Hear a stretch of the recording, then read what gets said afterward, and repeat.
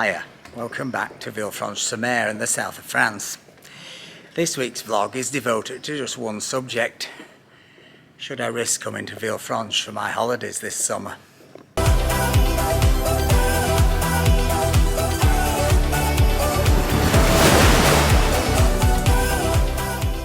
So before we get going on today's subject, which I know is a subject that quite a lot of you have messaged me about in the last week, and I think is uppermost in many people's minds, whether you're planning to come here on holiday or whether you've got a second home here or whatever it is, because it is a big question.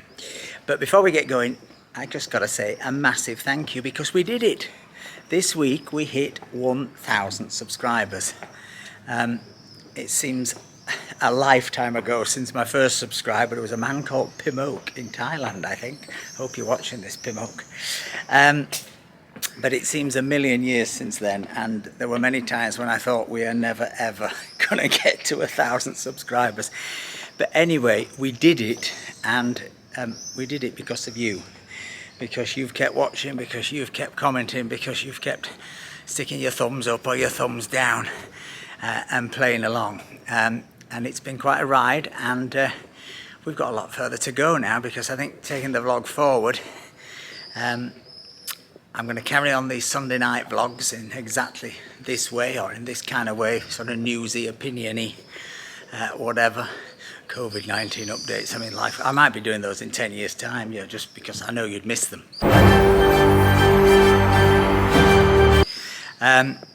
But I'm also going to be consistently adding a midweek video.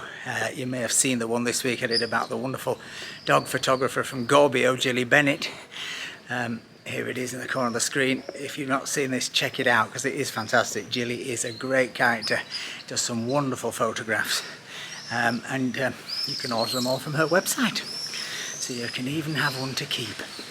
But yeah, so the midweek vlog is not going to be a vlog, it's going to be a film about all kinds of random things related to life here, related to the questions that hopefully you're asking and want answering. If you have some questions, put them in the comment section below. I know people often message me and say, what's this, how's this, can I do this, where can I get this? Put them in the comment section, gives me ideas for videos. Also, I want to show you this.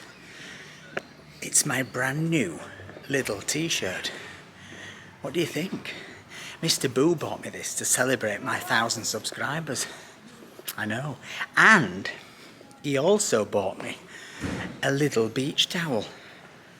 I'm saving that for another vlog, the big reveal. I thought I might go to Saint-Tropez, you know, in the middle of a sort of private beach. And there amongst the sort of Gucci's and the Havianas, I might get my little beach towel out and look really classy.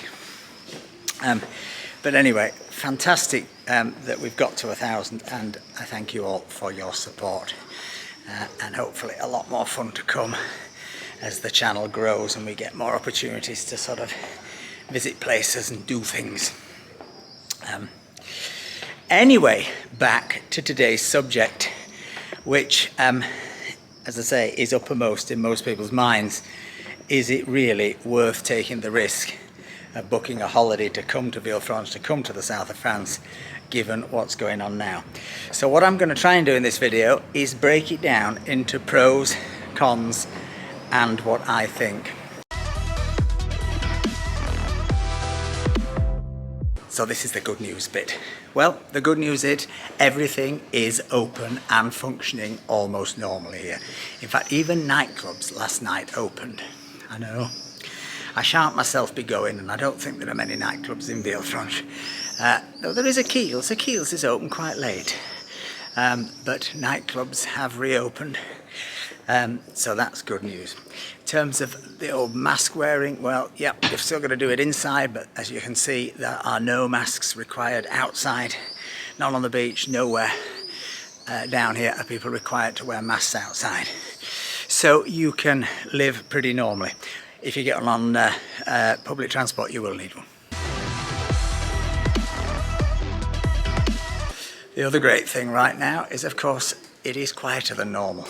So I think there are probably some really good deals to be had on Airbnb and in hotels around here. You're in a great position to bargain. So on that level, it's a great chance to come. You've got no quarantine at this end. You can very easily get your antigen test before you go back. In fact, I did a video about this just the other week. I'll put a link to it in the corner. But you can get it at the local chemist here. In fact, I think a couple of the local pharmacies do it. So there's no difficulty about getting the test to go back. There's no difficulty about getting the test in the UK. The airport here is operating normally. I did a video a couple of weeks ago about the fact that Terminal 1 is closed and that there were weeds growing in the doorway. Well, I think Terminal 1 is about to reopen. I don't think it's necessarily going to permanently reopen, but I think it's certainly going to reopen for the summer months. So there are going to be, there's going to be a lot more capacity, so you're not hopefully going to have to face hugely long queues at this end. Nearly got knocked over then, did you notice? Are you enjoying this new wide-angle lens? Hope so.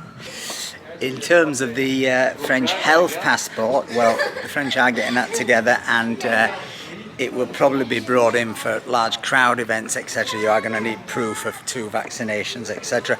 But that won't matter to you unless you're coming here for a big sporting event, or you're going to try and get into a pop concert or something. And even then, I think you could, if you were really insistent on getting in, you could nip to the chemist 48 hours before, have the test, and they'd let you in. So that is all the positive news. Everything is lovely here. You're going to see as we sort of walk around the beach, etc., that everything is functioning as it normally does. What are the downsides? What are the risks?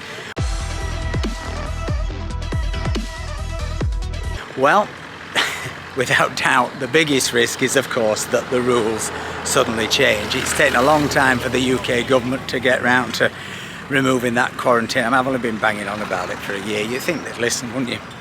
And they are removing that quarantine. Though it has to be said, unbelievably, the thing they're not doing is removing quarantine for UK residents living here who've had both vaccines. So I still cannot go back to the UK without quarantining, which is utterly insane given the vaccines are the British vaccines. Maybe they were put in by a sort of dodgy European needle. And I say this because, I can travel anywhere in Europe. Any of the 27 countries of the Schengen zone I can travel to. I will have no problem getting in. The other negative, of course, is our old friend, the Delta variant. There's no doubt that the Delta variant has now become the dominant strain here. The overall infection numbers are still very low compared to the UK, but they are rising. And there is every expectation that they will rise considerably. So there is an issue with the Delta variant here.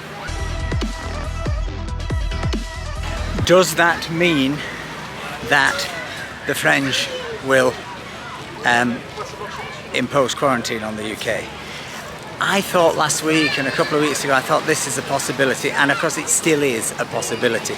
But the murmurings coming out of government, the various leaks, etc., seem to be that they are talking to the UK government about trying to standardise the system so that UK people who are double vaccinated can come here, French people who are double vaccinated, or Europeans in the whole Schengen zone, etc., who are double vaccinated can go there. I think there's a general acceptance that basically the Delta variant is here. It's in Europe, it's in France, and it ain't going away, and blocking the British would not make much difference to it now, providing that those British coming in are vaccinated and testing. I could be wrong. Things can change, and every time you predict something in this shitstorm, something does happen that throws a spanner in the works.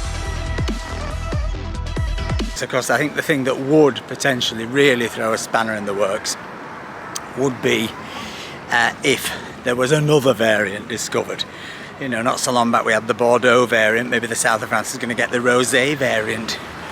Maybe it's going to be particularly affect lushers like me who drink too much soft rosé. I don't really, I drink red.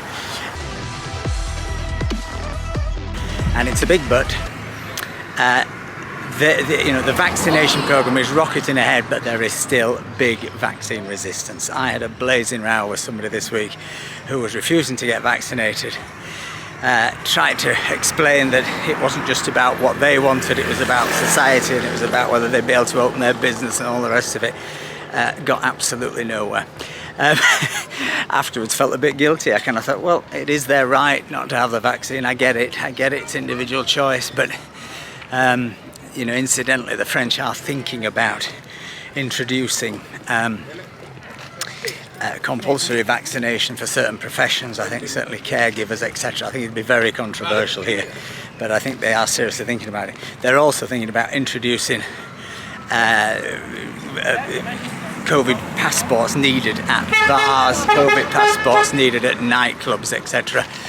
In an attempt to make more young people actually have the vaccination. And they're talking about having vaccines on the beach this summer. So while you're tanning, you can have a bit of a jab.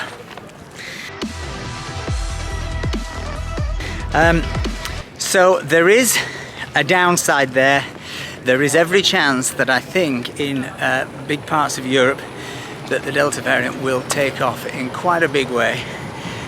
Whether that leads to more restrictions, who knows? I think it could, but I think those restrictions will not come until September or October. That said, Mr. Macron is making a speech to the nation tomorrow.